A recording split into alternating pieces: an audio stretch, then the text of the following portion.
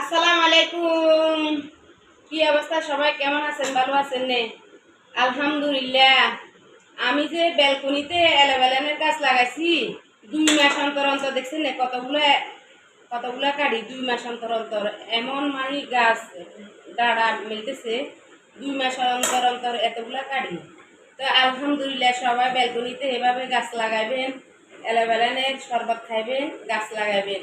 2 মাস অন্তর অন্তর আমি এতগুলো কাটি দেখছেন, আলহামদুলিল্লাহ। মানে আমার কাছে অনেক আনন্দ লাগে। দেশ গ্রামে হলে তো আরো অনেক হতো, গাছের টবগলিতে দিলে আরো অনেক হতো দেশ গ্রামে।